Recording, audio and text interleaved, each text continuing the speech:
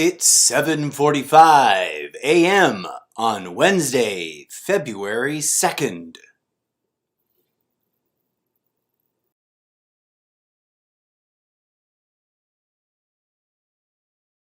Check it out. Check it out.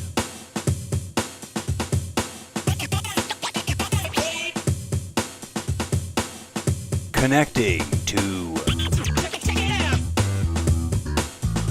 twitch.tv/MrZeppo in 3, 2, 1.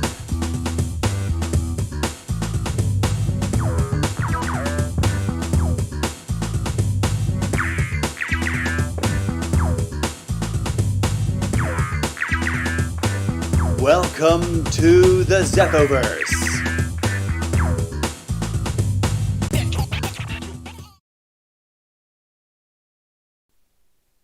The following is a CTAG Studios production.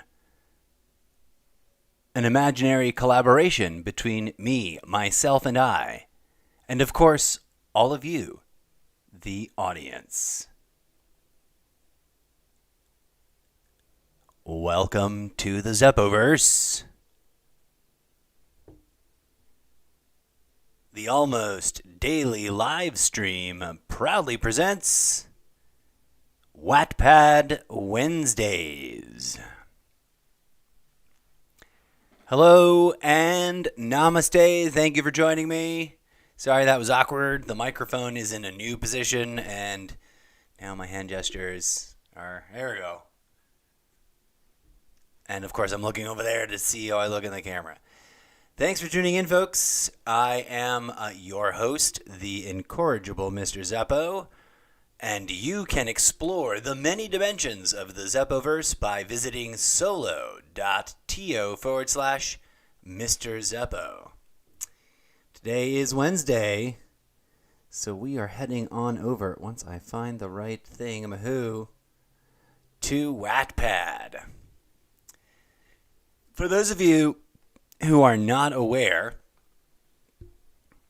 Wattpad is a free-to-use publishing platform. You can kind of think of it like a Facebook, but for authors trying to share their stories, their works of literature. And that's why we're here today, folks.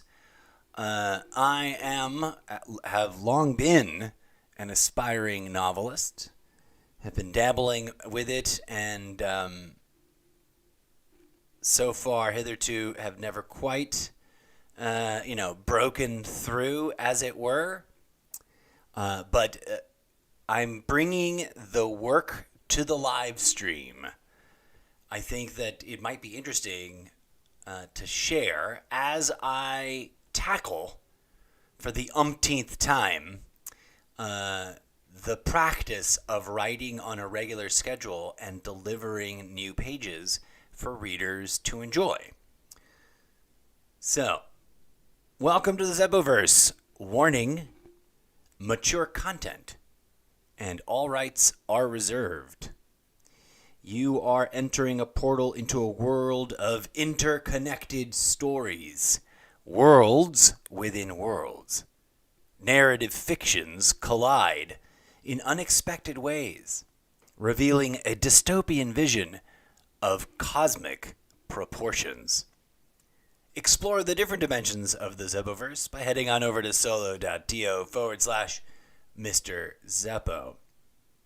So, Mr. Zeppo is a fictional character that has a long, complicated origin story in real life in terms of how I came about creating it.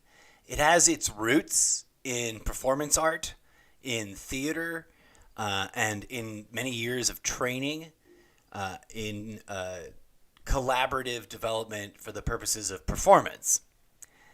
And it's changed over the years, this character, and how the character presents itself.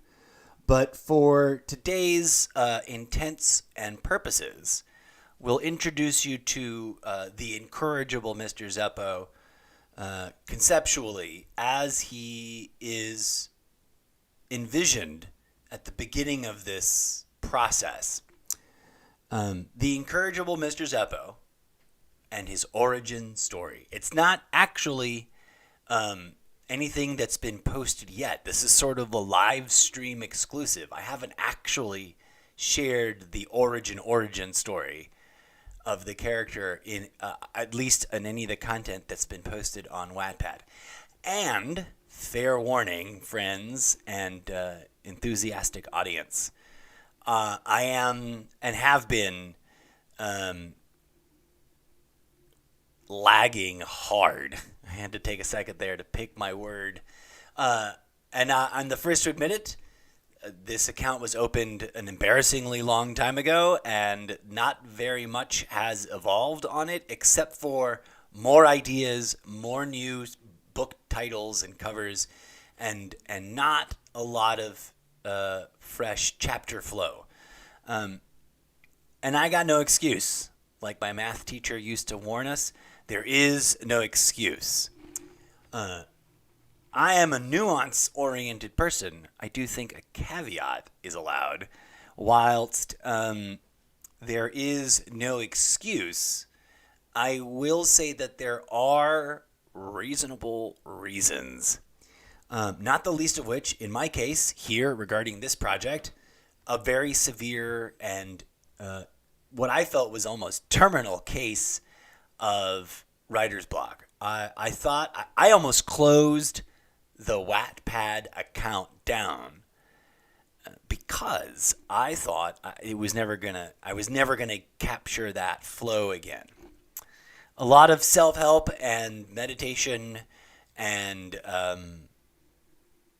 work in here, and sort of refocusing my focus and re-engineering my entire process and my entire creative conceptualization of how to do the work. Because I don't have to just sit there and stare at a blank screen all day. I can have conversations with people about the content as it exists. I am a creative conversationalist collaborator.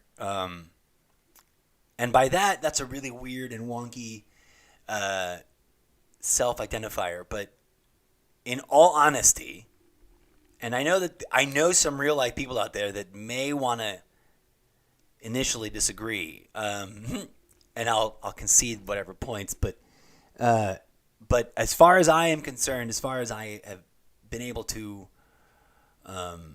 determine and understand about myself, I am a collaborative, creative person. My creative process is meant, for lack of a better term, it's designed. That's not also a very good term. I seem to be naturally inclined to collaborate. My best work, whether it's performative or developing content, my best work flows most organically when there's at least one other person, ideally two, that I can get into a deep, real, genuine, collaborative, contemplative, meditative state with. And under those conditions, I shit you not, this sounds like a terrible excuse for me not being able to create the content in this dimension as intensely as I would like to. But I've honestly experienced the phenomena of words coming out of my mouth or words coming out of my fingers vis-a-vis a keyboard that I know if I had spent 3 years staring at a screen, I would never have come up with. And that only happened because I sat together with one or more people and we shared in a collaborative developmental wavelength, and through the union, content came out of each of us that we all realized we would never have been able to come up with on our own. That experience is the compilation of many different experiences under different conditions, and shouldn't be taken as one story, but I digress. Thusly, we are here, friends, because it occurred to me as I was exploring and tinkering with live streaming that probably, fingers crossed, knock on wood, hopefully, if I pushed myself to do something that I find really awkward and uncomfortable, which is read my work, my unpolished, incomplete, it's still in development, but read it in a forum where people will digest it, process it, and hopefully give feedback. Not peed back. No one wants to get peed back on themselves. Pardon, that was awkward, but I heard myself mispronounce a word. And sometimes I can't help myself but comment. I should really just let them go, right? Because most people won't even notice.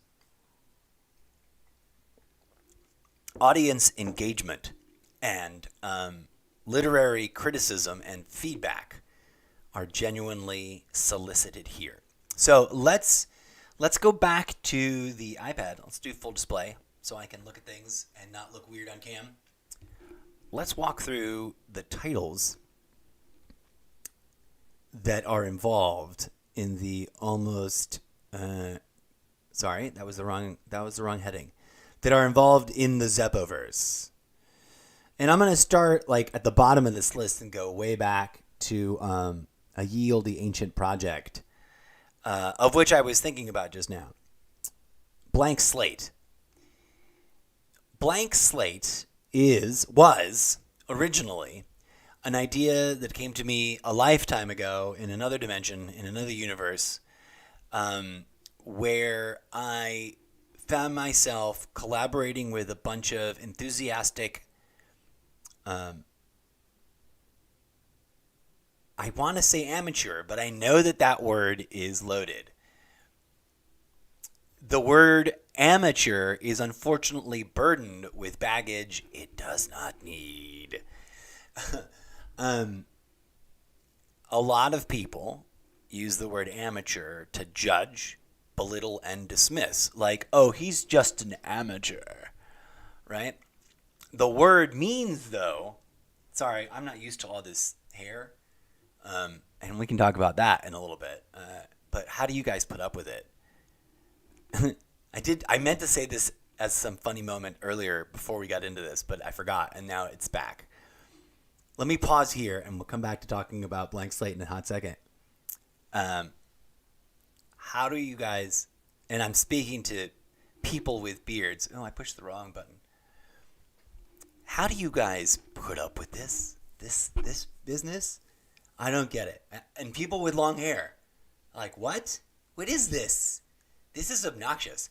This has gotten into my mouth and nose and made me feel like I was going to die. What the actual F is it with long-haired, bearded people? I've never understood. And you may be asking yourself, why is this dude complaining about his own facial hair? I'm doing this as an experiment, and put a pin in that. I'm not going to talk about it now. We'll talk about it later. Put a pin right over there on the imaginary corkboard in this blank spot on my wall. But I'm committed to the experiment, at least through the end of the first quarter of this year.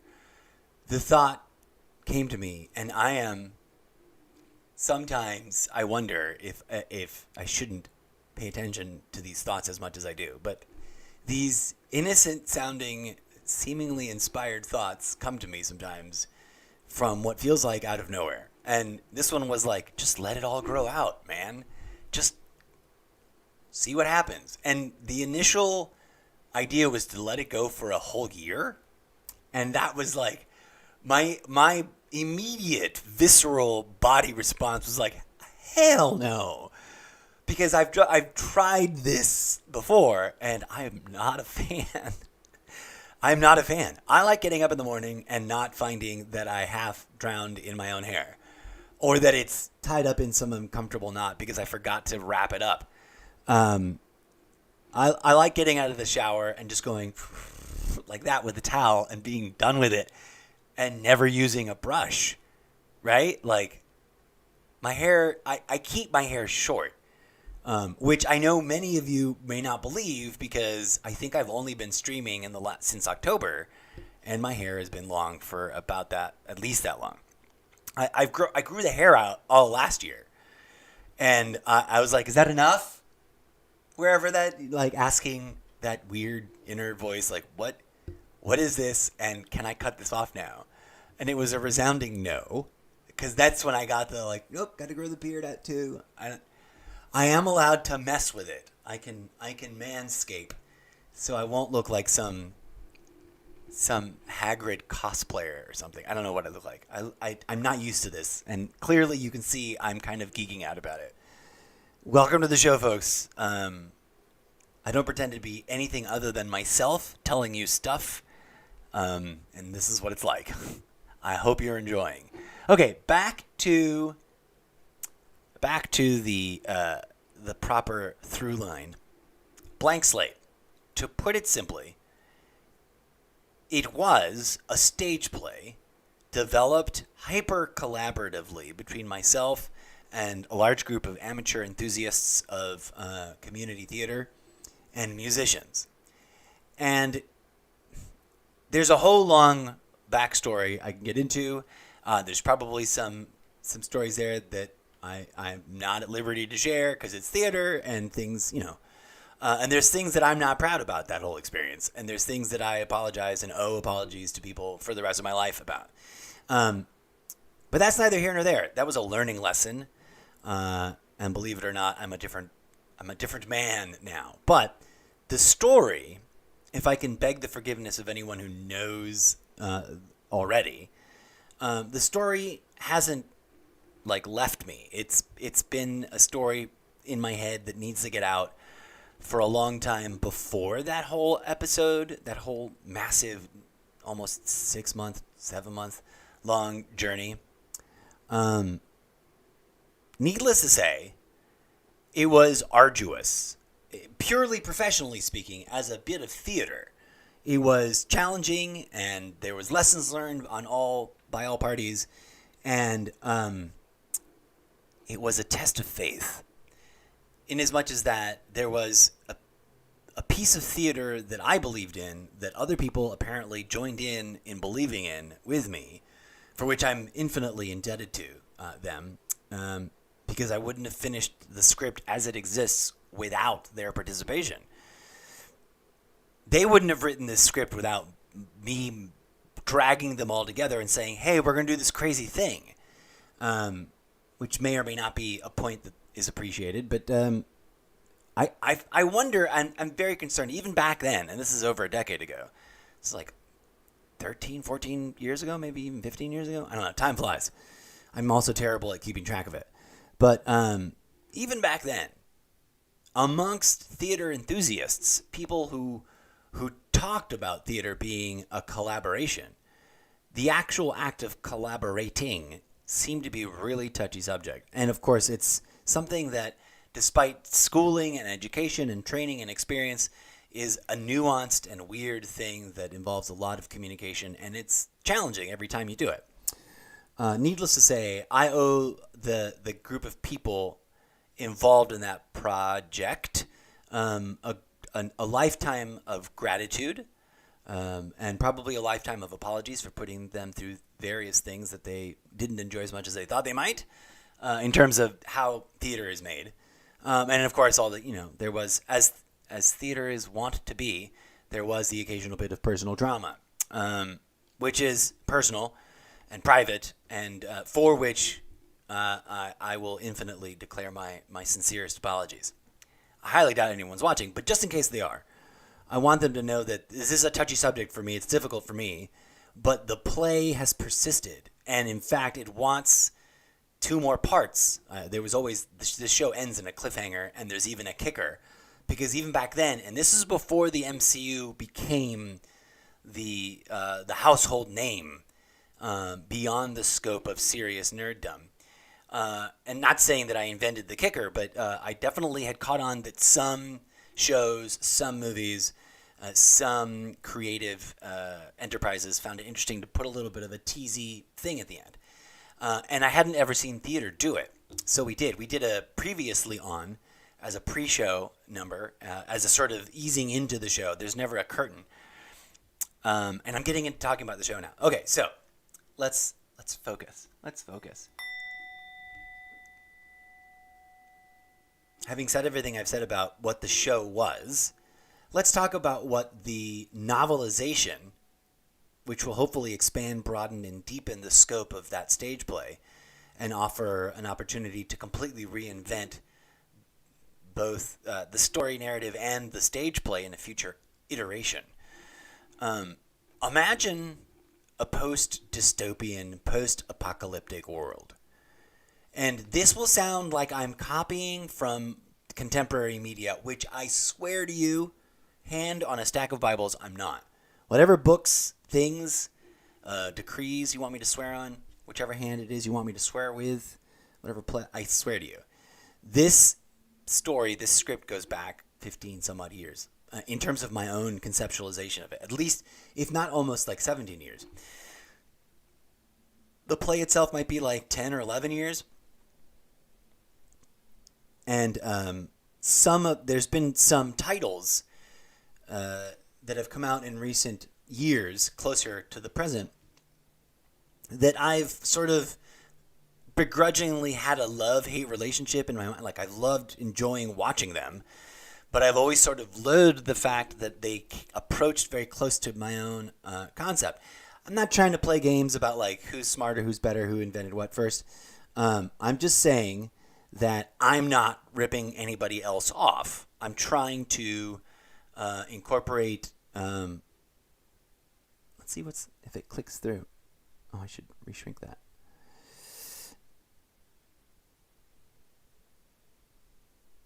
That's a generic author's note that I put in new books all the time. Is there any more? No, there's not. Okay, so there's nothing here yet. There's a finished and completed script. And there's a lot more we could talk about the journey, that script from then until now. But here's the setting. Here's the teaser to hopefully draw you back and get you to come over to Wattpad and check in on the progress as it develops. In a post-near extinction level event, society survives better than we anticipate. Technology makes it through in a sort of half-assed, some things work, some things don't kind of way. And people busy themselves immediately with the busy work of trying to rebuild, to try and get back to what life was like before the event, which is never really discussed. Just an event that happens, and now, there's a lot less people and there's a lot less stuff, but some of it works, some of it doesn't. And if you're lucky, you can get the power going on a building with a generator and, sort of have an entertainment venue. If it isn't already resonating, it will as we get deeper into, the idea of it. It will resonate for listeners with the show Station 11. And genuine, enthusiastic, thumbs-up endorsement. No one's paying me to say that. It's a great piece of sci-fi entertainment. Go check it out. If I'm not mistaken, it's on HBO Max. And I believe that there are talks about new season. I'm never like the cutting-edge news source on that. I find out when there's a new season because they tell me, right? I digress. In Station 11, there's, quite curiously, a comic book, which is something I entertained, but I couldn't fit in. Because I didn't have any artists to render something that would look like a comic book. That would be decent enough. And, but the idea was like to make a comic book and then publish it and sell it as a merch item at the show. But in Station 11, there's this comic book that a weirdly interconnected series of survivors of a post-apocalyptic flu. And I believe I posted them somewhere in my social media when I watched the first episode, like, is it too soon for this? Because it was kind of hard to watch. It was also radically different than what we've been going through in real life here on planet Dirt. But I digress. So there will be similarities but I swear to you, I'm not just trying to rip them off. I'm trying to explore my own conceptualization from before ever watching this show that just has a lot in common. The key element being a group of survivors that gather around an elderly couple and this elderly couple are committed to preserving certain arts in the new post-apocalypse. Because they lament them and they miss them, and they want to travel around the nation, the continent, to places where people are establishing new communities, and show up with a traveling art festival that presents music and clips, surviving digital media on some devices, some ragtag devices. This is not in the play, but it's part of the story conceptualization. Sort of like, and I'm gonna loathe doing this, but I'm also gonna love doing it. But there's parallels that I can draw with Station 11. For example, forgive me for the spoilers. Spoiler alert warning, which I should have probably opened with. But I don't believe in spoilers, so if you're watching my show, be warned, it will be full of spoilers. Because I usually wait a long time. Like, I didn't talk about Spider-Man No Way Home before Spider-Man hit. In fact, I haven't even talked about it yet. But stay tuned, because the Incorrigible MrZeppo's totally irrelevant media review will be covering it. Anyways, I feel like I'm lagging on Blank Slate, but it's at the core of things, okay? Because I envisioned that this caravan of characters that creates a theater troupe and is collecting pieces of technology that have survived and that are sort of rare in the world, and are traveling around with their mobile generator, and they barter for stuff, and they hoard gas whenever they can find it, etc. And the rest of these stories are books that this troupe all happen to coincidentally, coinkadinkly, like by pure coincidence in terms of the storytelling, gathered or happen to acquire in either the days before the event or in their journeys after the event as they cope with the end of the world and try to, resource gather and stuff. So, depending on how I want to place them, each of these books exist inside of the world of Blank Slate. And that's the important thing I wanted to get to. It's sort of why it's the one with the least information, like the least stuff in it, because it's really like I can start fleshing things out and then inserting the references, but it'll get trickier and trickier if I, don't have some of the other titles at least somewhat complete or roughed out. In the play, which I want to preserve in its entirety as written here, which I'm going to do probably under its own title and cover.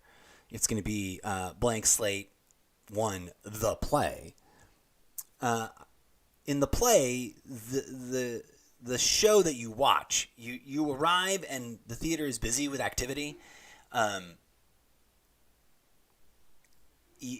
long before the show starts, there are scenes playing out in front of you. And so that'll be fun because I'm going to start with a bit of like backstory in the novelization. I'm going to start with backstory to the characters that come to see this play. And obviously in the real world, the play happens in your present moment. So the novel is going to be written in a fictional, undisclosed present moment that's obviously immediately before the disastrous event. And that's the sort of trippy bit about the play. So in the play, all of the actors, they welcome you. They are the ticket takers and the ushers and the stage managers. And it's just a motley crew of robust, enthusiastic do-it-yourselfers putting together an evening of entertainment.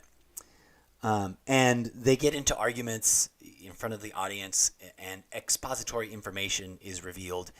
And the backstory there is that in the fictional world that the play is presented, they're telling you the story of these characters, and they've just arrived in your town, and your town has finally achieved the level of rebuilding that they can present their show, right? Because you're no longer huddled around fires and huts. You've reclaimed some buildings and you've reestablished a proper township.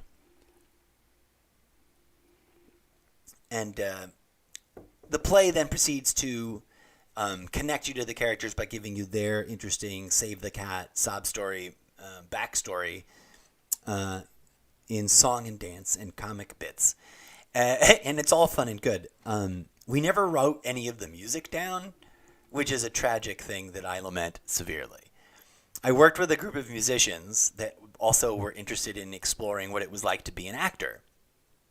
And they jammed until we arrived at these really awesome stories. I have them captured on video. And so one of the collaborative things I need to find someone to help me with, either from the old school cast and crew or someone new, because I don't know how much those people want to work with me again.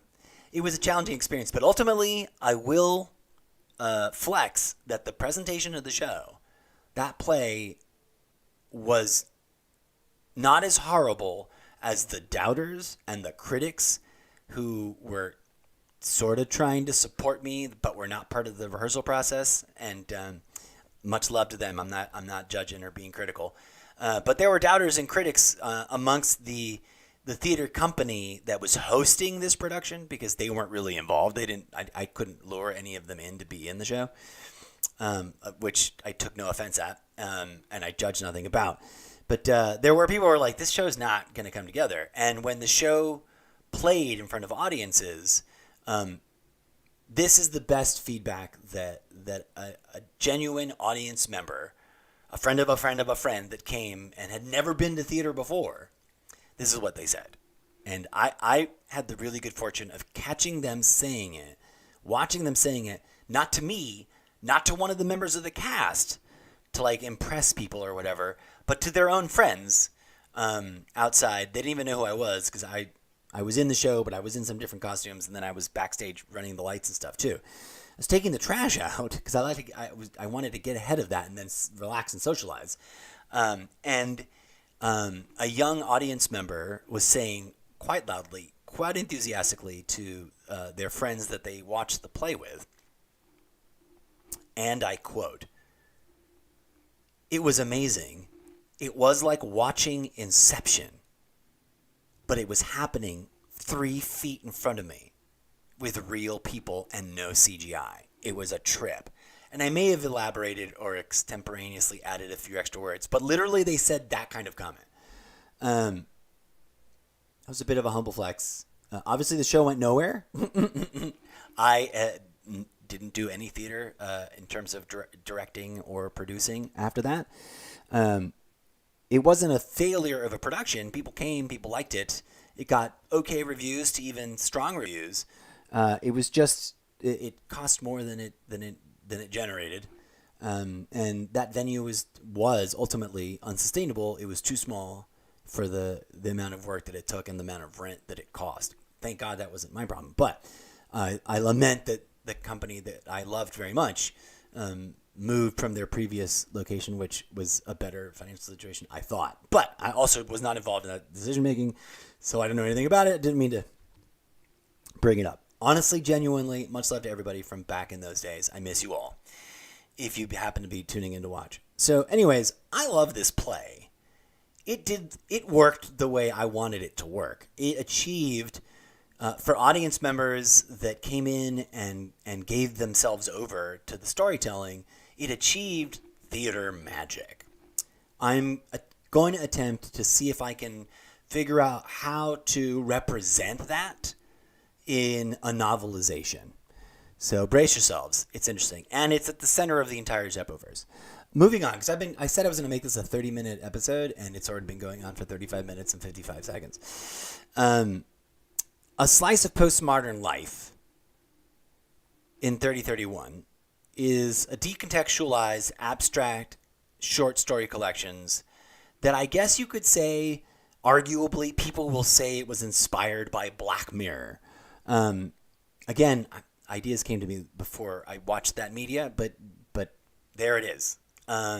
It'll be something like that. It'll also, you know where the real inspiration came from? I'll be really honest with you, and this is what this show is about. I don't know if y'all might be old enough to remember the Walt Disney animated shorts. They were not a TV series. This was. I don't know that you can YouTube this. This might be YouTubeable. I don't know, but there was a series of shorts that I discovered and watched probably on the Disney Channel, but also worked into some other of their VHS releases, where Goofy, and he's not a main character in the Disney universe, but he's around. He's an old school. He's been around since the beginning. Goofy is observed by a narrator in an animated pseudo-scientific slice of life moment.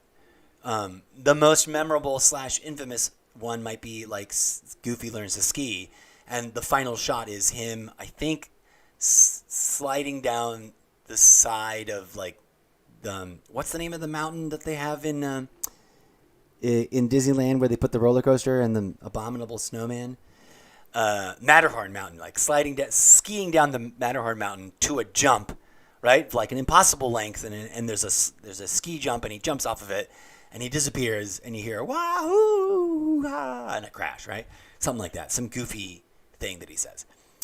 Anyways, there were several of them, and in all of them, Goofy sort of gets thrown into the situation like he lives in a void. He lives in some science theoretical moment, and then he gets slammed into a kitchen. He gets slammed into a garage station. He gets slammed into, and they talk about stuff. And I don't know how huge the series was. I just know that it was really impactful. That it was, Goofy doing everyday things sort of badly, and a narrator over-explaining and apologizing for Goofy, and explaining how he's the everyman, and these are the things that people do, but Goofy's doing it kind of goofy, and apologies, sorry for that. And in these stories, the cartoonified sort of comic book clown version of Mr. Zeppo, because there's an obscure backstory in which Mr. Zeppo is a performance art clown. Not a mime, not a birthday clown, a serious European theatrical performance art clown.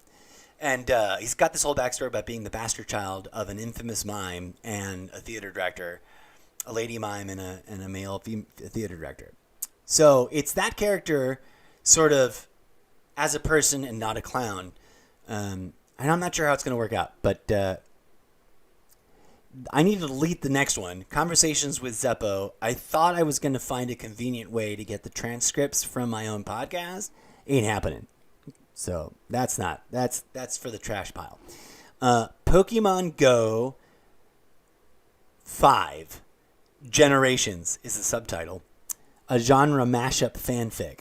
That one's not going anywhere. I was fascinated by when Pokemon Go came out. This is back then. It almost destroyed a generic phone that I had. I had a sort of not mainstream brand Android device. And Pokemon Go, overheat the bejesus out of it. But I was fascinated with it, and as a futurist, I was fascinated with, what would this game be like if it survived, a generation or two into the future, and they were on this fifth massive release in a fully immersive VR world. We'll see if we come back to that. Vampire 2020. It's just an idea and a logline at this point, and it stems from a photograph. That's a real photograph of actually me, not from 2021, but from a Halloween, 6 years ago, 7 years ago, maybe 8 years ago. Trish the Dish would know exactly, although I doubt she watches this show. Shout out to Trish the Dish if she's watching. What's up? I dressed up as a vampire, and I believe she took this picture, and it had been floating around forever, and I was like, I gotta make something with this picture. It's a great vampire picture. And so I made it my generic Halloween greeting meme, although I misplaced that. And then I made this, and I was like, this is like a book cover. So Vampire 2020, a real-life vampire suffering from amnesia, is living as a vampire denier activist. Unbeknownst to himself, he is in fact a real-life vampire.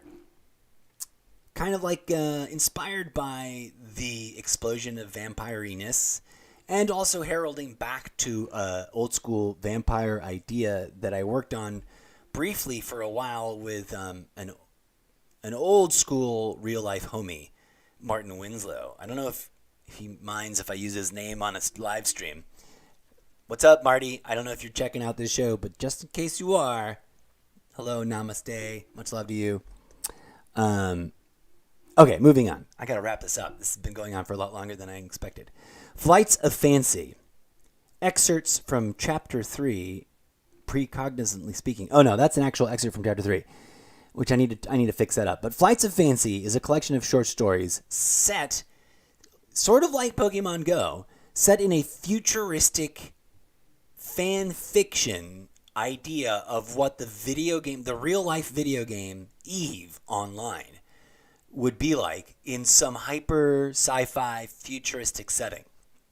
There's some details about that where I merge it over and cross it over to some other stories, but I'll save those to be a pleasant surprise later on.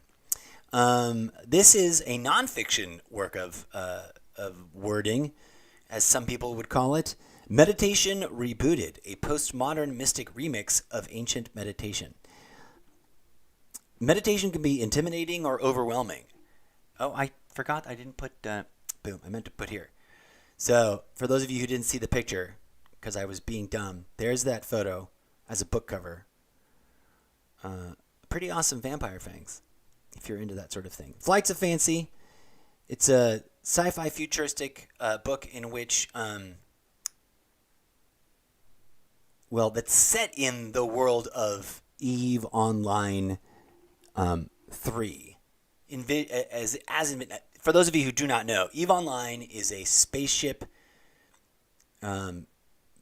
fighting and resource gathering, kind of a classic. It's been around for 17 years. It's one of the longest lasting MMO video games in video game history, if not the reigning champion. It's definitely looking like it will make it to year 20.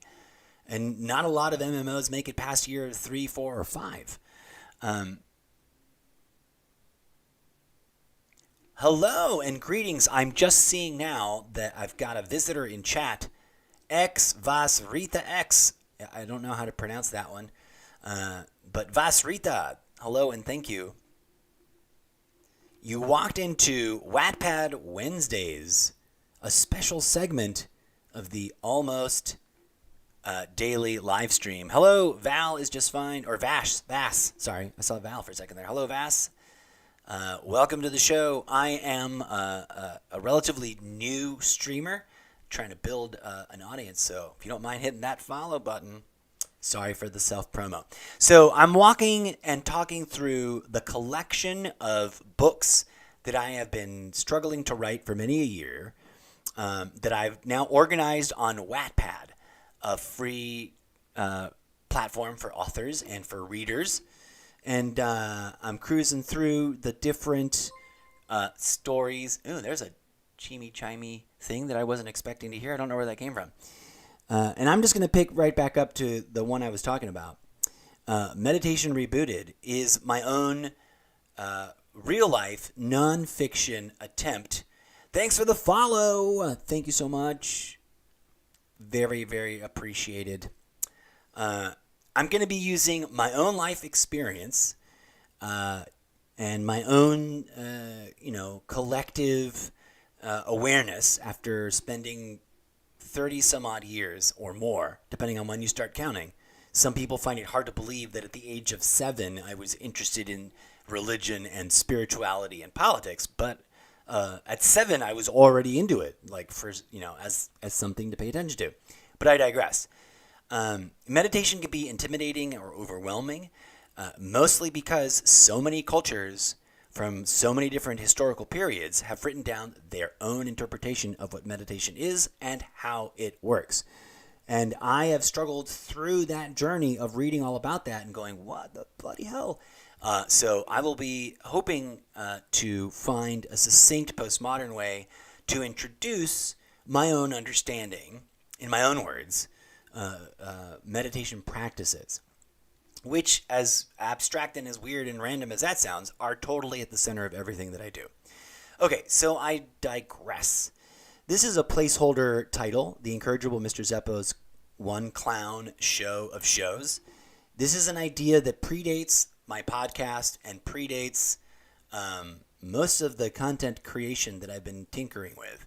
So it's something I look forward to coming back full circle in the not too distant future. But it's going to be a series of novelizations, hybrid novelization scripts, which is a form that I like dabbling in. When I write pages for these stories, they sometimes come out in script format, like movie script format or theater script format. And I'm tinkering with ways to incorporate that in a meaningful way to scene work and into the stories that I'm writing. Not all of them will be like that, but here is where I'm trying to explore a sort of cosmic idea of archetypes in the world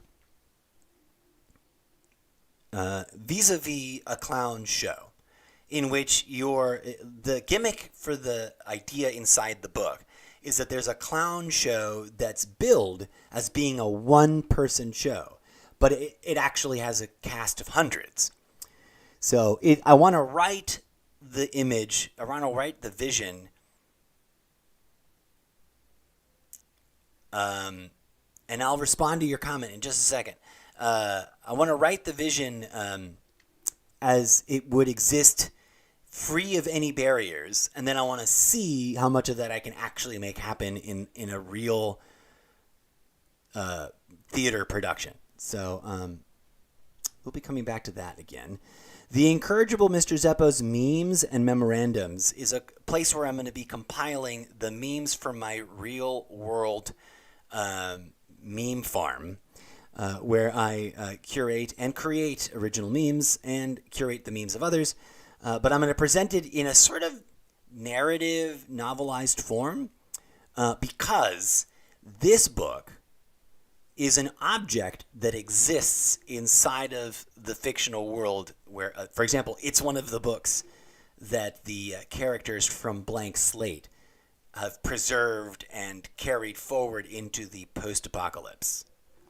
So, but it's basically going to just be the memes and a little bit of a caption and a little bit of story narrative to weave it all through to make it feel like one work of storytelling from the point of view of the Incorrigible MrZeppo, the character.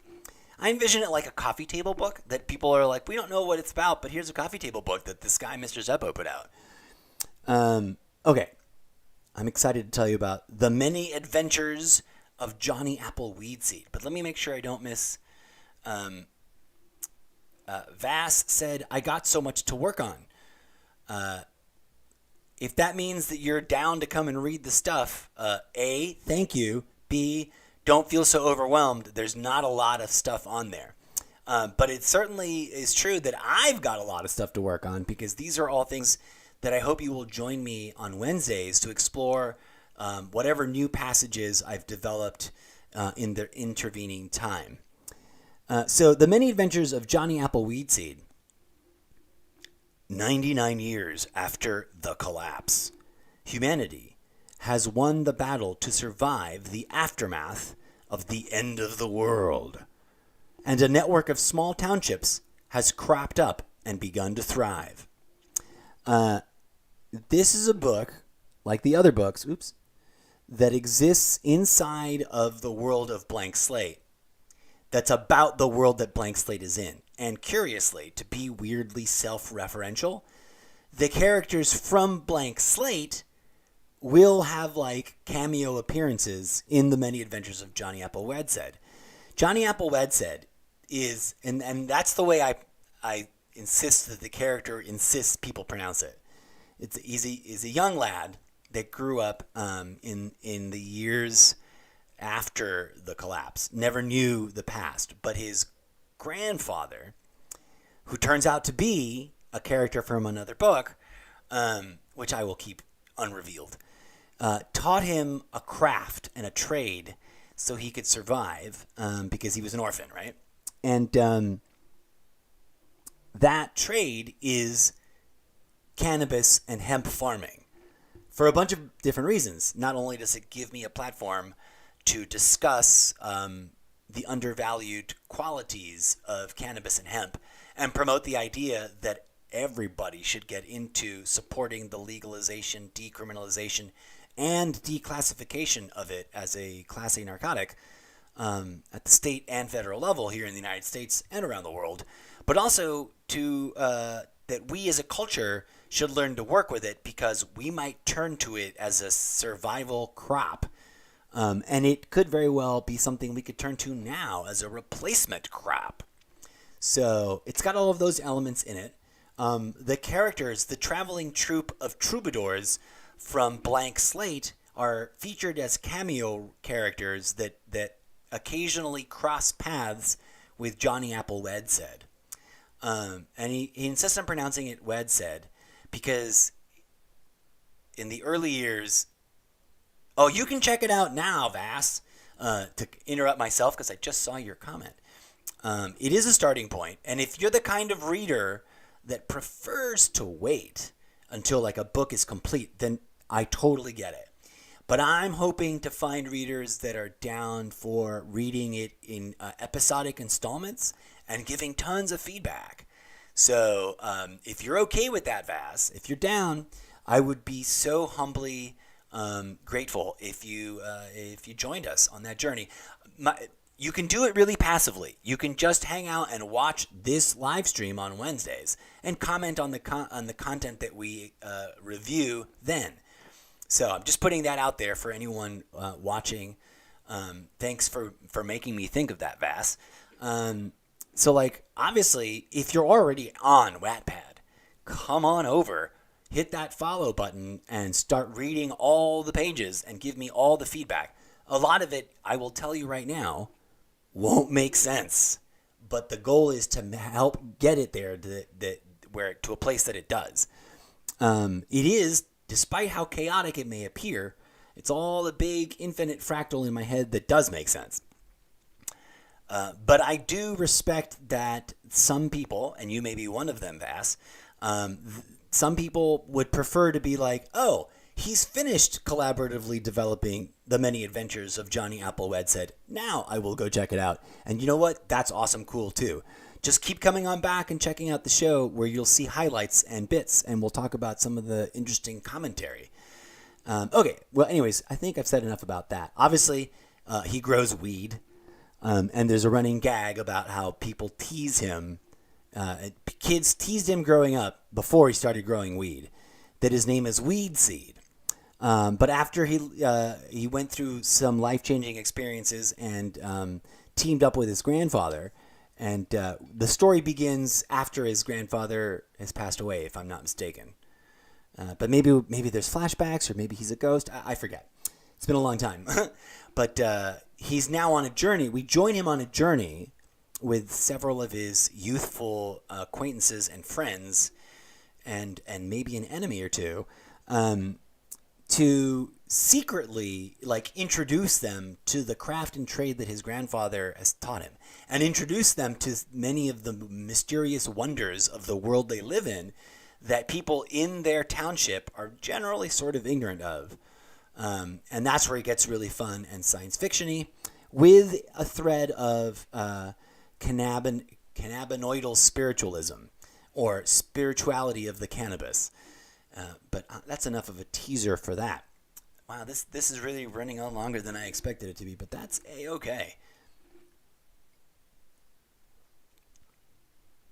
So let me finish running down, and by all means, drop any other questions or comments you've got.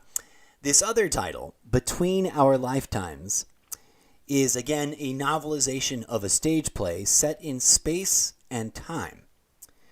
There's a woman trapped in a space station. Oh, there's a woman trapped in space and a man lost in history. There's supposed to be more punctuation there as I'm looking at this. I realize it's lacking periods and commas. This is a romance that transcends time. Back to the Future 3 meets or versus space disaster cliche in Eve. So there's tie-ins to the whole Eve fan fiction. And then there's like a bit of an homage to what Back to the Future 3 is. And if you've never seen Back to the Future 3 because your friends say it's the dumbest one or the worst one, they are wrong. Go watch it. It's awesome. We should talk about that on what's that one called? Totally Irrelevant Media Reviews. Okay, moving on so we can wrap this up. Catfish and Trolls is a Dirk Gently detective adventure story. I need to add the word detective to the cover. It'll make it make more sense. A Dirk Gently private eye detective adventure story. Dirk Dagger Blasterson, a.k.a. Dirk Gently, starring in a serialized future noir mystery adventure series. In a cyber noir sci-fi dystopian future, the line between real life and online immersive virtual reality has been erased. That one's fun because the main character is a character that is pretending to be something that they are not. And they are also pretending to be a private eye. In a world where the VR technology is so immersive, you don't need to wear the goggles. It's sort of like Blade Runner-esque, and like all of sci-fi feels like Blade Runner has influenced it. But virtual holographic virtual reality that you can interact with without transitioning between this is my virtual space and now I'm walking around in the real world. Difficult to write about. It's one of the reasons I haven't put out many pages, but hopefully we'll be getting back to that really soon. The writer confronts the blank page. Books within books, he said. The writer muttered to himself over and over. Books within books, books within books, books within books, books within books. This is a place where I'm going to explore my own mind as a writer and an author, and confronting the sheer terror of the blank page.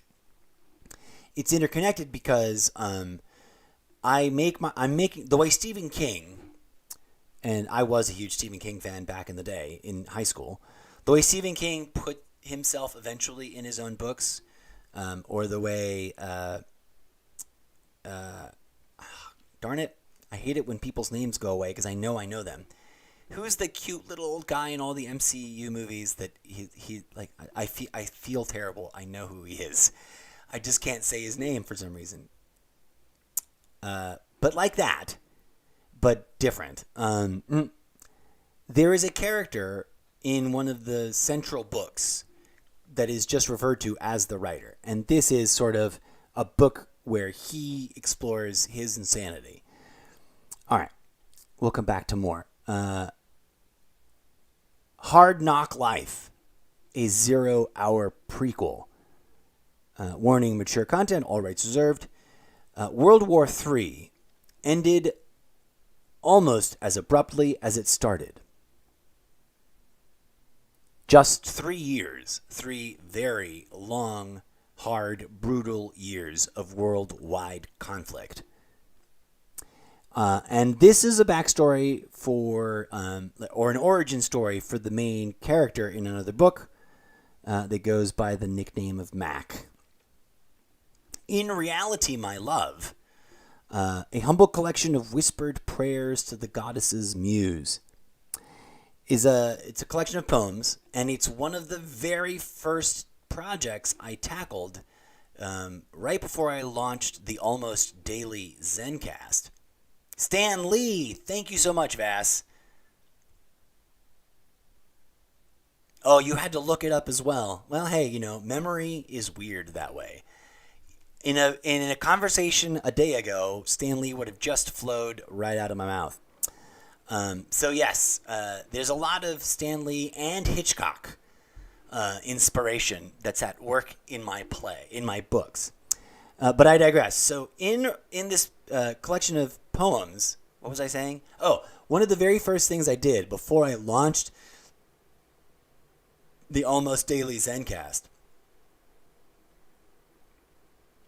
Thank you so much, Vass. I appreciate you giving a follow over there on Wattpad. Before I launched the Almost Daily Zencast on Sprecher, I was tinkering around with creating videos on YouTube, but I was doing it the old-fashioned way. I was using my phone cam to make videos, but I wasn't using any cool apps inside my phone. I was just shooting the video, and then I was trying to edit it together using like a mainline desktop video editor.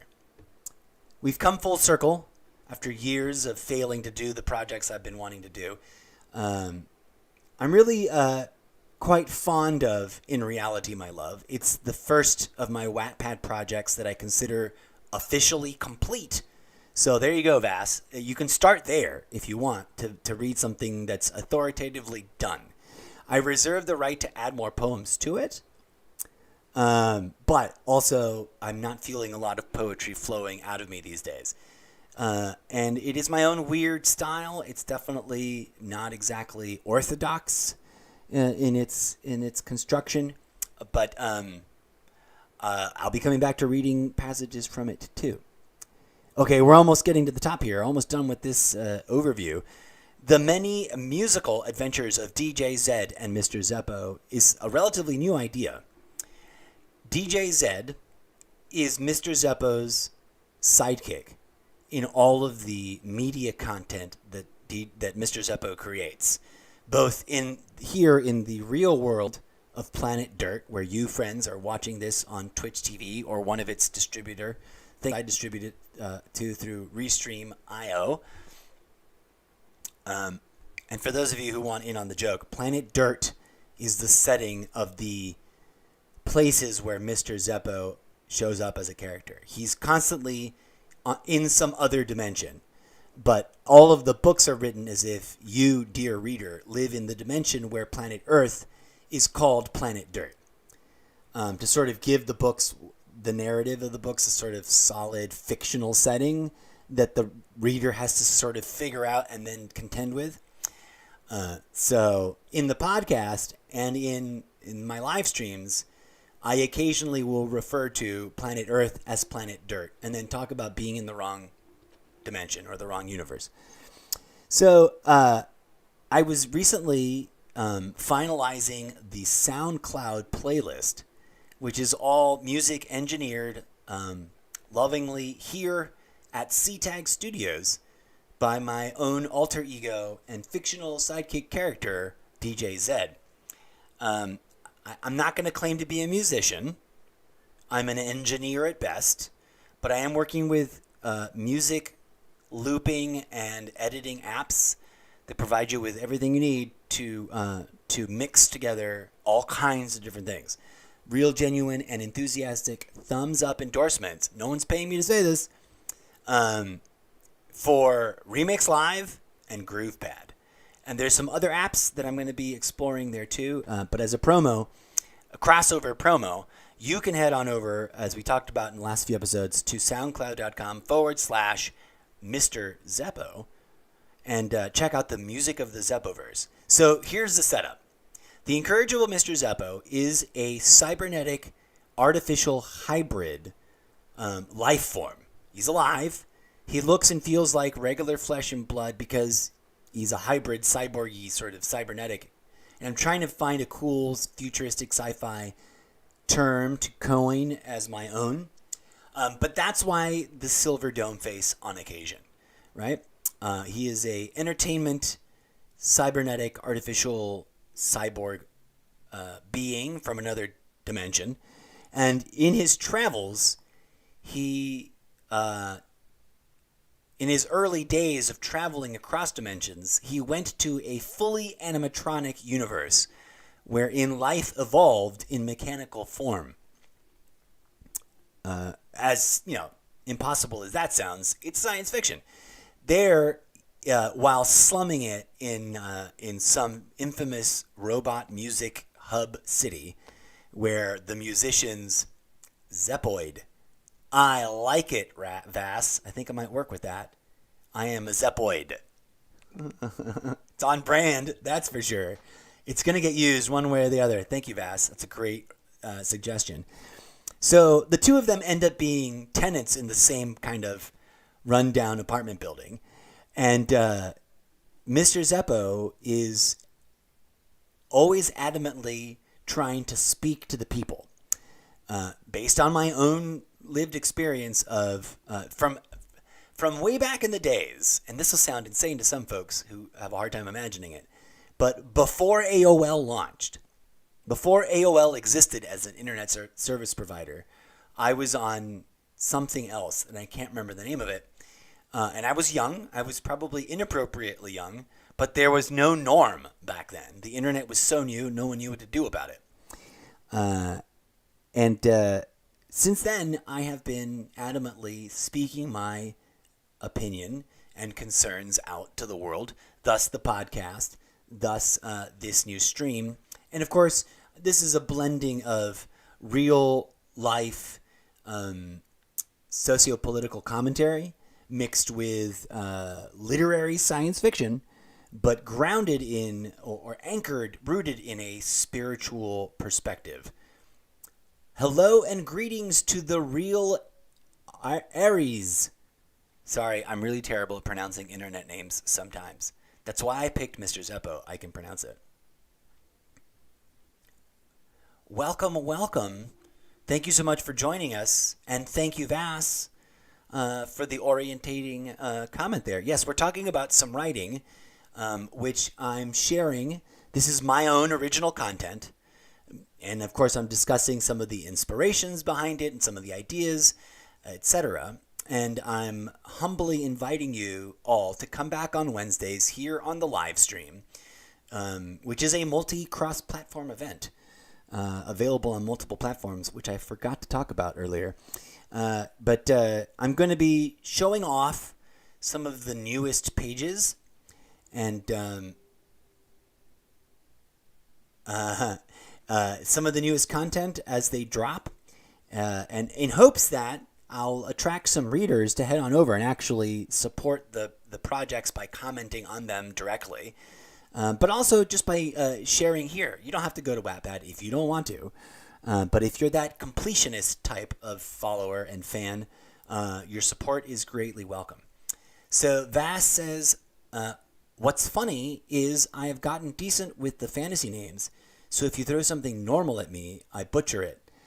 Yes, I've done that to myself too. Words are weird. Do you ever overuse a word and then like it loses all sense? I did that to the word cat once. I just said the word cat over, and I don't know how old I was. I was in junior high or maybe younger.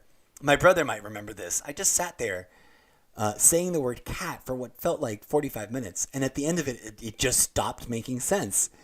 My mouth and my brain were like, I don't know what these sounds are. What is this? But I digress. Things like that. Also, thank you, Aries. I hope it's interesting. I'm not new to writing. I've been told I have a good narrative voice. I've just never really quite pushed myself as hard to achieve that epic dreams. Thank you so much for the follow, Aries. The real Aries. You guys are pushing us towards our next follower goal, which is pretty awesome. Got to make it to 50 on Twitch TV so I can, upgrade to the next level of streamer membership. So every follow counts. Thank you so much. Yeah, exactly. I literally, Vass, it's a 3-letter word, cat. And at the end of that exercise, I was like, why is it spelled like this? What did these letters even mean? And why do they sound like they sound? But that's a whole nother thing. The human mind is some fascinating thing. Enjoy getting yourself some coffee fast. I'll still be here. We're going to walk through a couple of more stories that we're working on, and then we'll wrap things up. But I will be back later this afternoon to bring you some gaming content. We'll talk about that at the end of the show.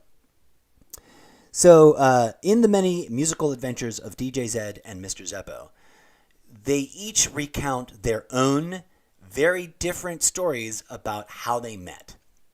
I think I was subconsciously inspired to a certain degree by a movie I watched recently called The Last Duel, or The Last Joust. It's one of those two words, but it's Ridley Scott, if I remember correctly, if my brain isn't messing with me.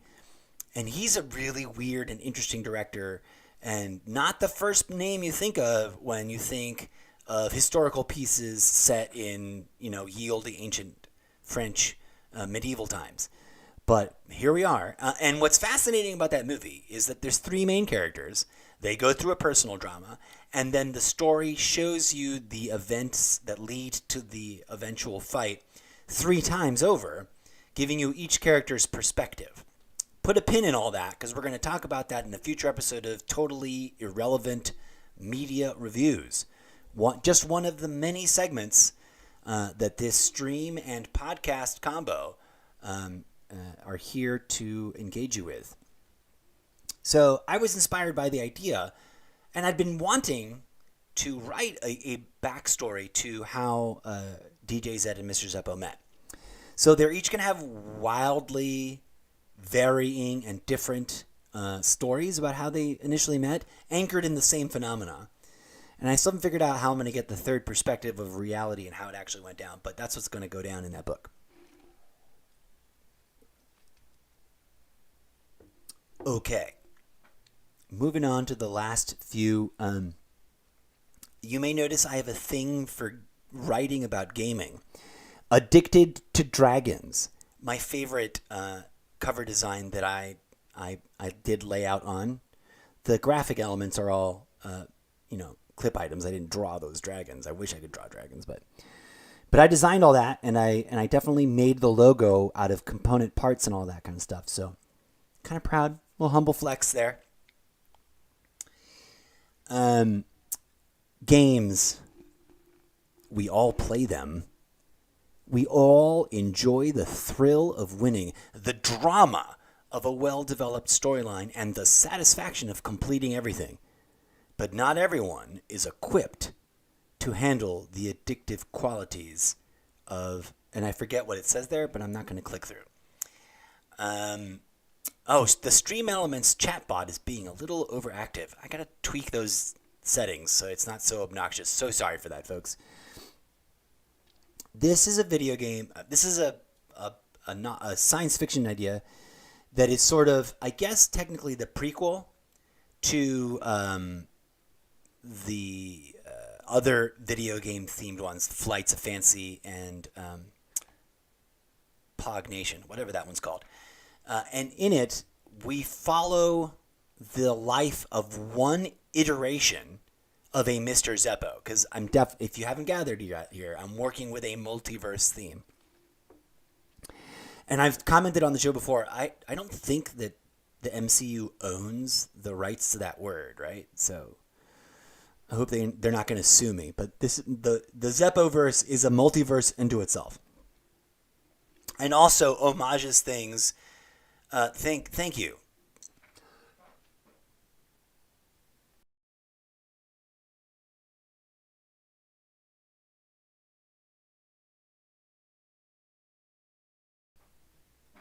So sorry. I do that thing where I talk myself hoarse because I'm a theater nerd and I use my theater voice, which is probably too much. So forgive me. That's why all the tea. Okay, so in this story, there's a multiverse instance of Mr. Zeppo, who is a playboy billionaire, and basically explore the issue of the emergent artificial intelligence and the idea of a metaverse, a cyberverse. I hope metaverse. I think Facebook now owns because they've made it their company name. But cyberverse, no one owns that, right? We're gonna use that one too. Zeppoverse and Zeppoverse, cyberverse, and metaverse or multiverse. Anyways, so he's a Batman-like character, but his Batman-like activities are not in the real world.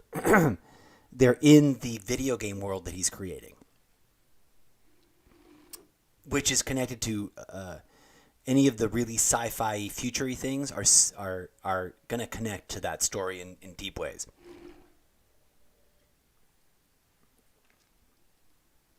I hope I have enough voice to finish this episode.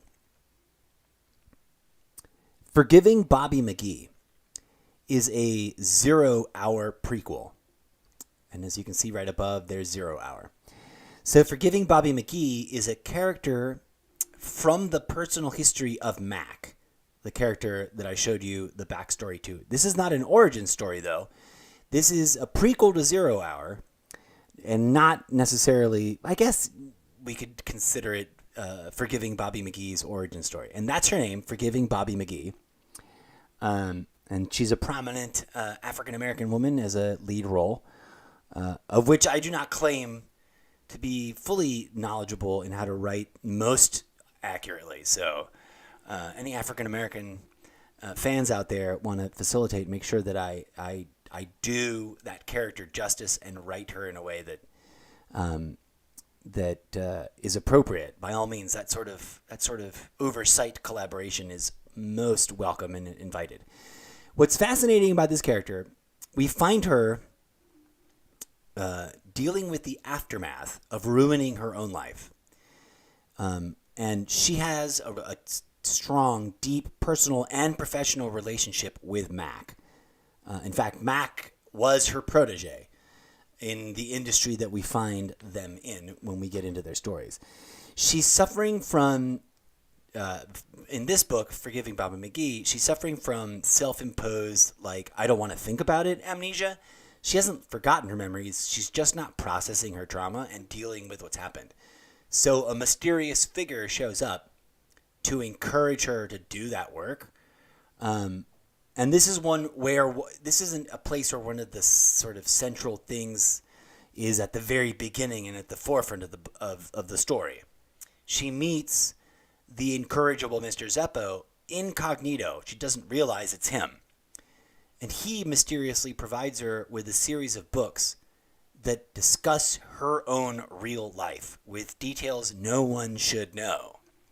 And in reading them, she's forced to deal with these issues having to do with how she ruined her own life, etc. It's fascinating. I'm deeply fascinated that it's ranked number 1 in Writer's Struggle. Apparently, people like the smattering of pages I've put up, but it's a story I'm really keen to explore. So we'll be coming back to it. Okay, 0 Hour. Most of these books probably will have 3 parts to them.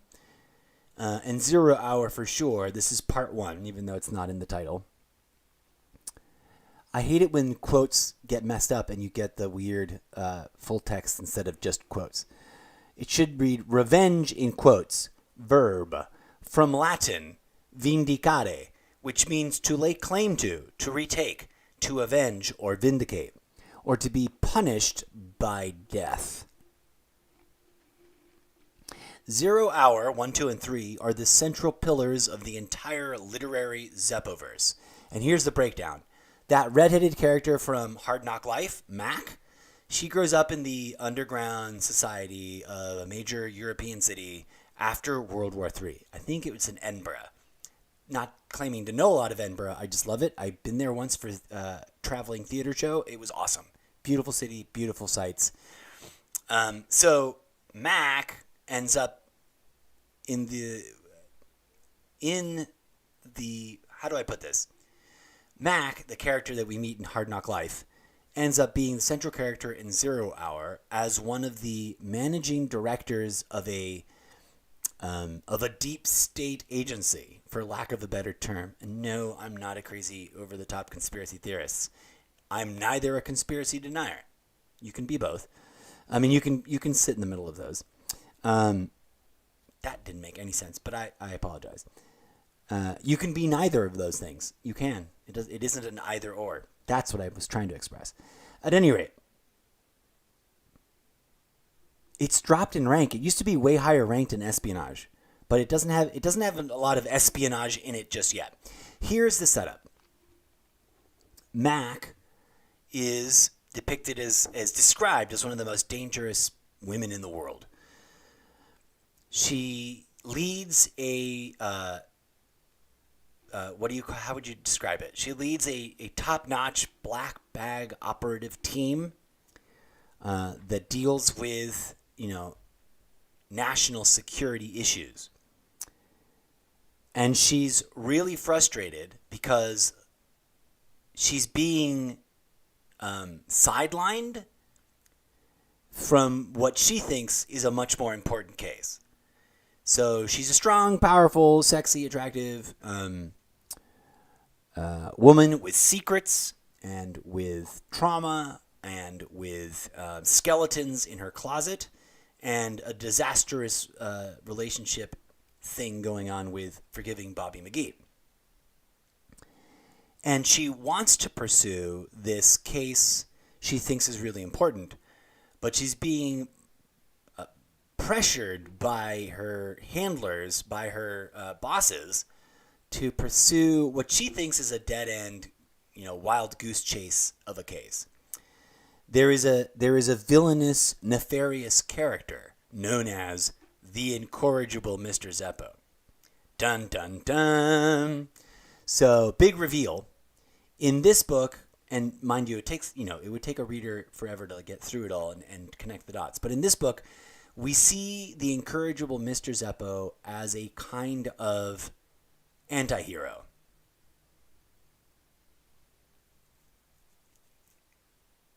Oh, thank you very much, Vass, responding to my comment earlier that what I said does make sense. If you can't prove it's totally false, and that doesn't mean some aspect of it may not be true. Exactly. That's my biggest catch. And not to go on a sidebar here. I constantly inform people on social media that approach me like I'm some sort of uninformed rube sheeple that doesn't understand what conspiracy theory content is.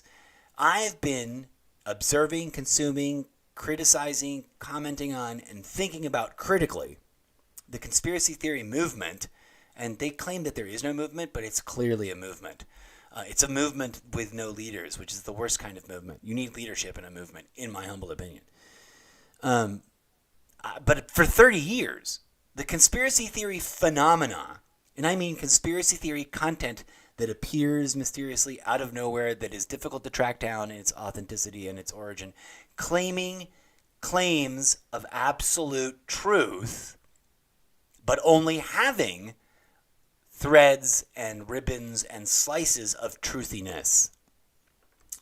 We talk about that a lot in my podcast, so I hope that lures you over to the Sprecher side of the Zeppoverse.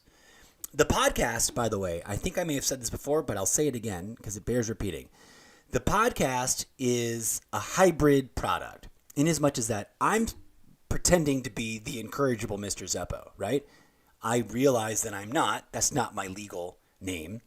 But for the purposes of the podcast, I lightly cosplay the Incorrigible MrZeppo in one of his many iterations, because there are many Mr. Zeppos, as you will eventually discover the deeper you go into the Zeppoverse. But in one of those instances,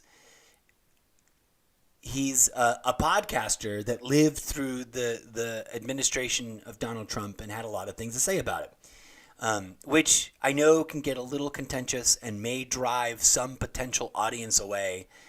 But I can't help it. There's a whole the world that we explore in 0 Hour.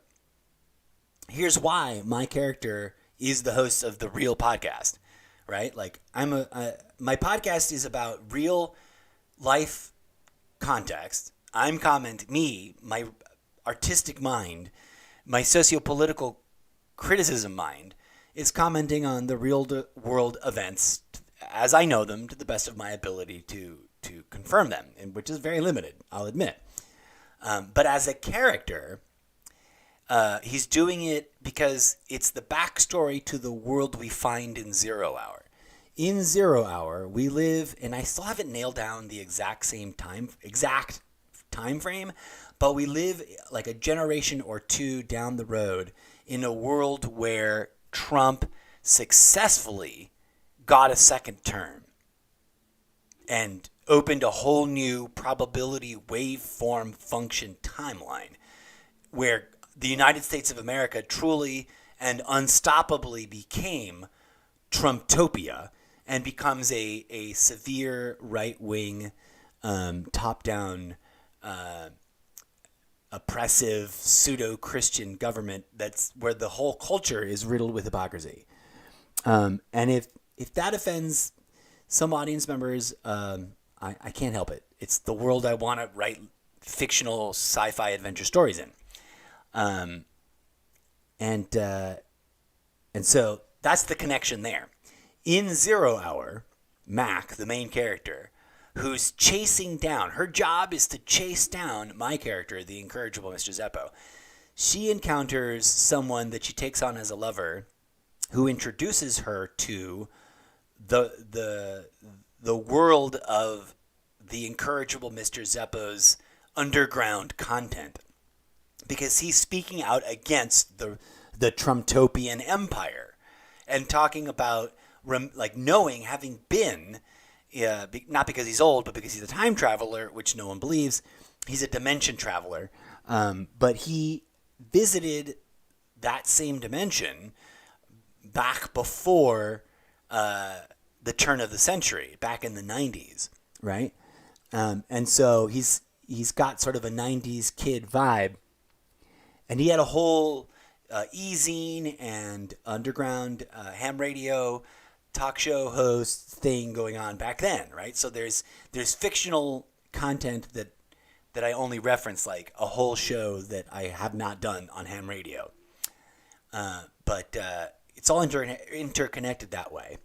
So as you listen to the Almost Daily Zencast on Sprecher or wherever else fine podcasts are found, and we go and you join that show's journey backwards through time over the last 5.5 years and forwards through time over the next however many years, keep in mind that it is, as an object, it's, what do they call it in movies? It's a MacGuffin.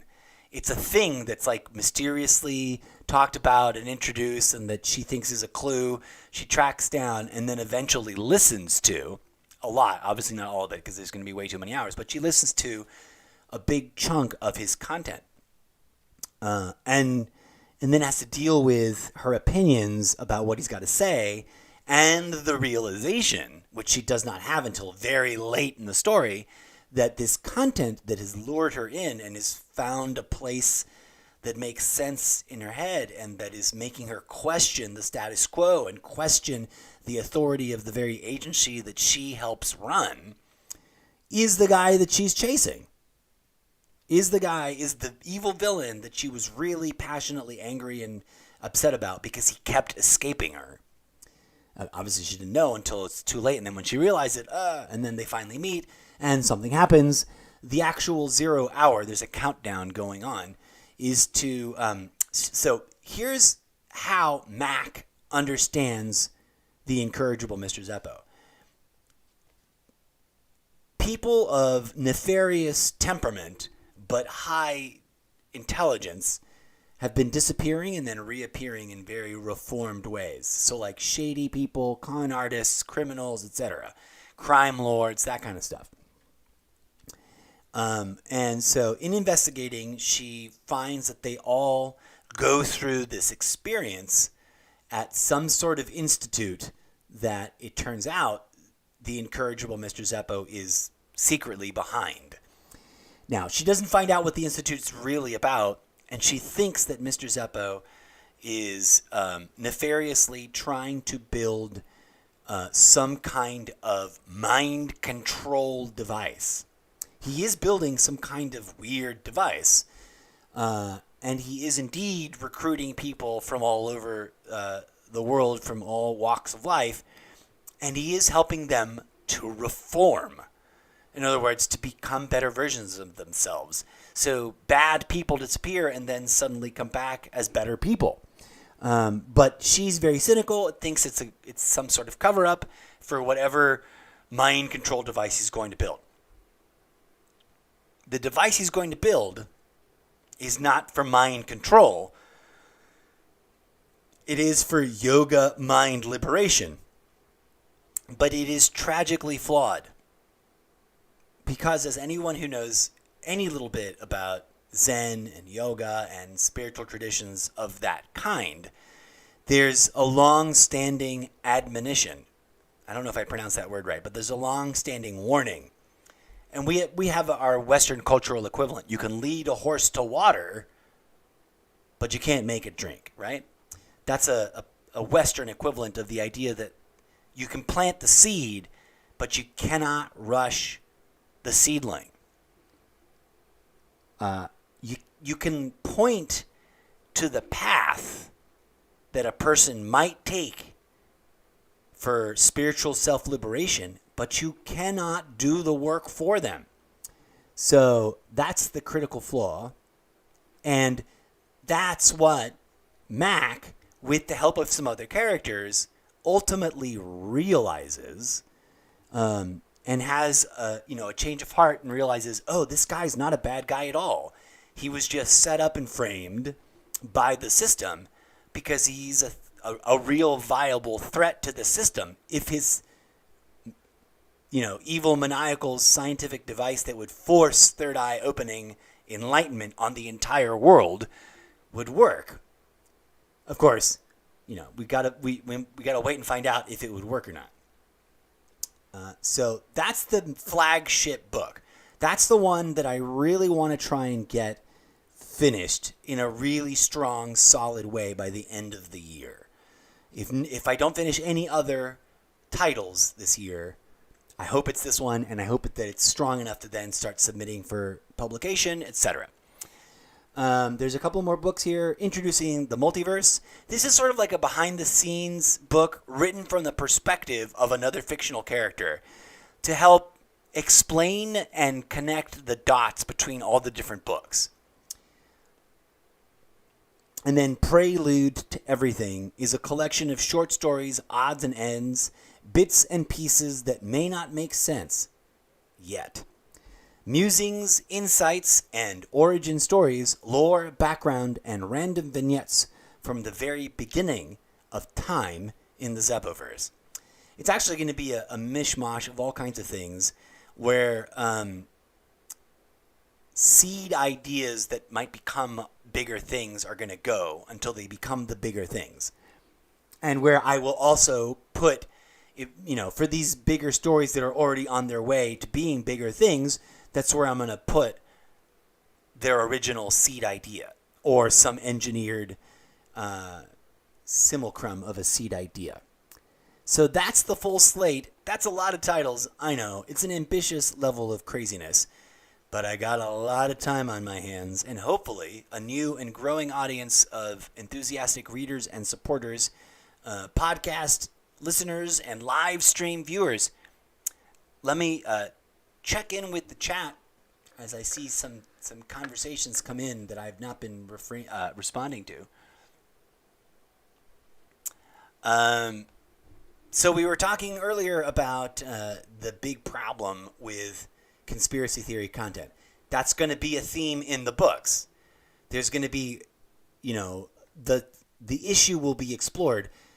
For example, Mac dealing with the disinformation that is acceptable because it's been normalized and is part of the cultural norm of this Trumpopian state versus the disinformation of conspiracy theory versus the real information that's part of conspiracy theory and the real information that's part of the information presented by the system of oppression, as well as all the other forms of misleading information based on all the human ways in which we butcher information when we relate it to each other. So a comment from Vass. Yeah, the rabbit holes they can get into from their starting point of some good information definitely derail some of the arguments. It can render an argument completely invalid in my imagination, in my mind, in my assessment, making them hard to listen to. Yes. Such a shame for our time. We hate this bipolar thought process that we currently have. There are points on both sides that make sense. Absolutely true. One of my favorite memes, original, you can find on Instagram. Just go to @MrZeppo.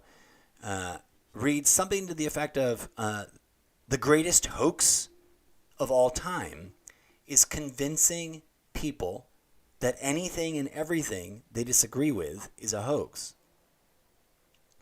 And it's an extension of the us versus them political tribalism that has been raging since at least Ronald Reagan was in office, and arguably further back. I mean, Reagan is a nice horizon landmark because it's still within living memory.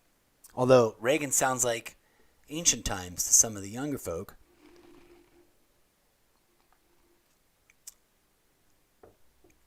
As Vass says, all you can do is give instruction and guidance. You cannot force them to do what they are going to do. It is their choice. Indeed, free will, one of the most fascinating, problematic, and yet liberating things about this crazy universe that we live in. I've got to wrap this up, but if you're hungry for more thoughts about this crazy universe that we live in, I humbly invite you to please come visit my podcast. There will be audio exclusive episodes that only appear on Sprecher.com and the RSS feed that distributes it. There will also be crossover episodes that I record for Sprecher.com while I'm live streaming here on the crossover multi-live stream platforms. And there will be other episodes that I create entirely here with the video and then just extract the audio and throw it over there. But very recently, the episode I had in mind just now when I was talking about the universe being a wild and crazy place, I very recently dropped an episode over there entitled something. And I haven't even played any music yet. Holy schmoly. Last episode I played too much music. This episode I didn't play enough music. Let's throw some music on real quick. I made an episode, and now I've got to dig it up to find it. It's totally relevant here. And that's not where I want to look. I want to look. Okay. I'm just going to have to pull it from memory. Something about a living cosmos. It's in the first 3 episodes at the top of the list at Sprecher.com or on iTunes or in any of the places. You can find the podcast as an audio-only video on Facebook over at the almost daily Zencast page. Some of you may be watching that there. I did an episode recently discussing my thoughts about a living cosmology, something that connects to and ties together the through line of everything we talked about here and all the things and themes that I'm going to talk about in these books and on the podcast and on the streams. Okay, so I feel like I'm running out of steam and out of voice. I thank you so much, dear audience members, for dropping in. Vass, it's been a pleasure chit-chatting. Thank you for your comments there. And I see that you're saying that you'll pop in from time to time to say hey. And welcome to streaming. Thank you so much for welcoming me to streaming. I'm new, and even though I am a wizened old theater professional that has literally performed internationally in front of hundreds of people in relatively small to medium-sized venues, live streaming. I go through a weird, different kind of jitters. That's not what I remember from being a theater performer. Glad to meet you too, Vaz. Looking forward to conversations. Wednesdays are your off days, so you got to prep for your own streams. Gotcha. Yeah, I know that feeling. Peace out. Thanks for dropping in. Go be diligent and prepare for your streams. I've certainly have found myself dropping in to check out like one of my favorite DJs on Twitch, which if you don't know about the DJ scene on Twitch, you got to head on over. If you're just hanging out on one of the other stream platforms that this show is rebroadcasting to from Twitch, and you don't know about Twitch, you're going to love it. Come on over. You don't need to abandon the other platform, but, do a little bit of cross-pollinating. Good luck with your own stream. And Vass, if you're still here, if you're still in the chat, by all means, I invite you to drop your link so that it's part of the chat record, and any audience members listening now or watching in the future can see your link channel. I probably should have said that way sooner because you may not be still in chat, but I'll click through and find you and follow you up. Let me see. Can I do that from here? No. I can make you a moderator though. I don't know who does that. I don't have time to moderate other people's streams. Okay, I will do that from my desktop. The phone app doesn't want to let me do it apparently. But thank you so much. See, I can time out, I can ban, I can delete. Oh wait, user actions. I didn't see that. View info, mention, whisper, friend, copy chat, black turret. No, I can't. I can mention it. See, it won't let me drop your link. I'm just going to say thanks. And it's going to mention you. But I bet on the desktop I'll be able to click through. So on my break, I will click through and I'll follow you up. As well as the other visitor. Where are you? The Real Aries. Thanks for dropping in. And I'll click through and follow you as well. Because I like the we used to call that on Instagram? Follow for follows. I shall indeed, Vaz. Thank you for all your support and best of luck with your streams. If you're ever finishing up a stream and you happen to notice that I'm online, you're more than welcome to raid my channel. And I'll be keeping an eye out for you guys too. Anybody who's streaming that's online, I'll be keeping an eye out to raid your channel too. Sorry, it's bad manners to point. I don't know why I just did that. Anyways, thank you so much for tuning in. This has been a quick, not so quick, hour and 43 minute long walkthrough of the content I'm working on over at Wattpad that we will be visiting on Wednesdays. Thank you so much for everything. I'm going to, I've got just the right amount of music left. I'm going to take a break and I'll be back later this evening with some gaming content. Going to be doing it a little experimental. For those of you who've been following along, you know that I have this insurmountable technical problem. Streamlabs OBS and OBS refuse to, because of a hiccup with the iMac desktop operating system, and they can't seem to find a workaround. They refuse to take in iPad audio source and iPad video source at the same time. So I can show you stuff on the iPad like I'm doing over here, right? I can show you, check this out, look at that, boom. Thanks for watching. Oh, that's right. And I can do slideshows and fun things like that, and I can play music on my other iPad if I have them set as audio inputs. Or I can set them to video inputs, and then I can only do video. But I cannot, for the life of me, do both. So for the gaming episodes, because I'm into gaming, and it all ties in because I'm going to do fan fiction about games. Dun dun dun. I can't be playing the game and live streaming on right now, like with Streamlabs. If I fire up a game, I mean, I could play the game, but it would be dead silent. And I don't want to play the games without all the sound effects and bells and whistles. And I doubt that you want to listen to the games without the sound effects and bells and whistles.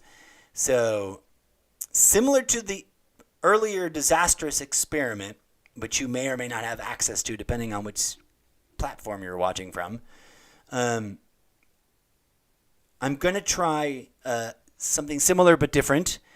I'm going to screen grab the gameplay, and I can make commentary with audio only, right? Like I won't be able to do this kind of thing where you can see my webcam. But then I will replay that footage while streaming live to all the platforms from OBS and Restream.io. That way you don't get a weird imbalance in like what content shows up on what platform, and I can more intelligently comment on the game because I find that I get really sucked into paying attention and playing the game and I forget to comment. So it solves two problems with one stone. It does double up my time it takes to produce one gaming episode. Because if I'm going to game for an hour, I've got to then loop it. Well, not loop it, but I got to double back and then, watch the game for an hour and talk about it. But hopefully it's fun and hopefully it'll bring game audience to the show.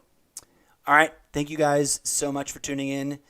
And I wanted to tease the game. We're going to kick off this relaunching of the game content with a little bit of Garena Free Fire. I'm probably going to play Free Fire, not Free Fire Max. Although I might hop back and forth between the two.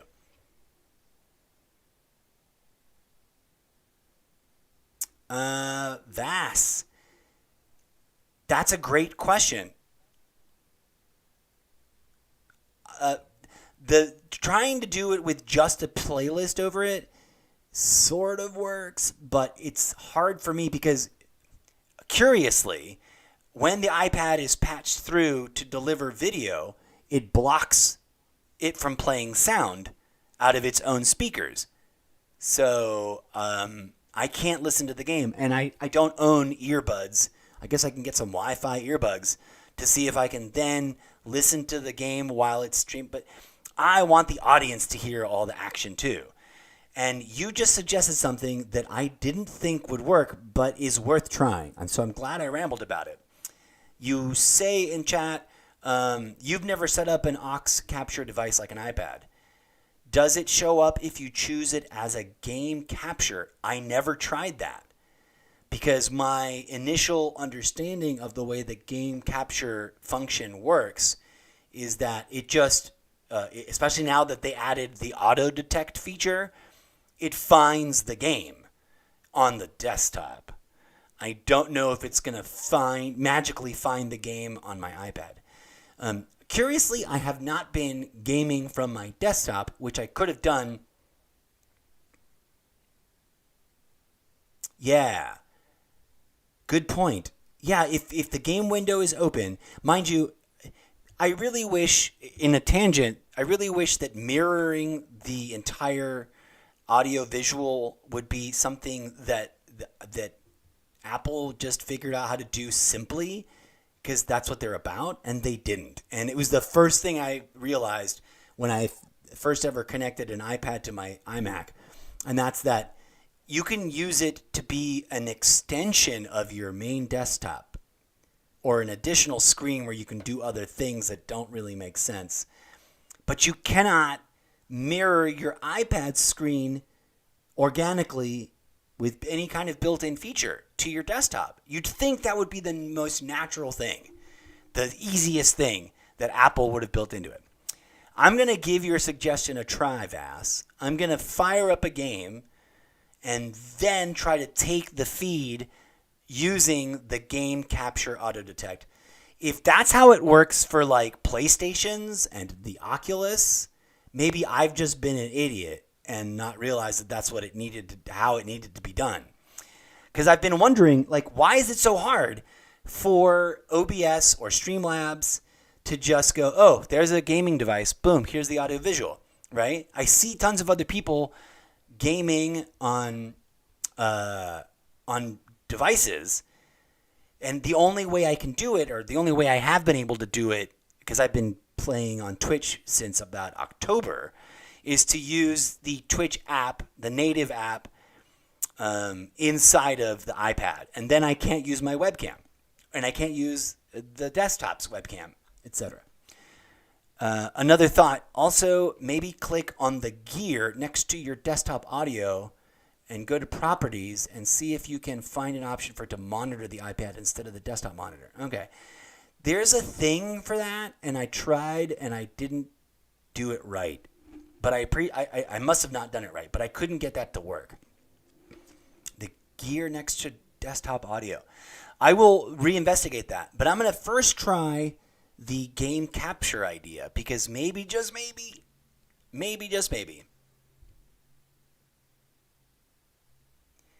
a new overlay iPad for the a new overlay setup for the iPad. Well, you're looking at one now. Crossing Fringles. Thank you. Like I said, I've got an overlay. I've got this overlay, so I can do this, and I can play games. I can play the games with just no sound. I'm gonna tinker with it a little bit, but my default mode today was gonna be, like I was saying, just screen grab the game action and then chat about it later. Part of me actually likes that idea, despite it making everything double the time, because, like I said, in the middle of a battle royale session, I will just go dead silent and be so focused about trying to figure out what to do that I won't comment for the entire game, which can get boring. So thank you so much for your suggestions, and thank you so much for your crossed fingers and your support. And as always, friends, I humbly hope that you find peace, love, and grooviness blossoming in your heart, because it's not that hard to do. Thank you. Gratitude. Trying to figure out how to get out of the show. Boom. There we go. Until next time, I have been your humble host, and hopefully I will be back relatively quickly, and a little bit more vocally warmed up. Peace out, folks.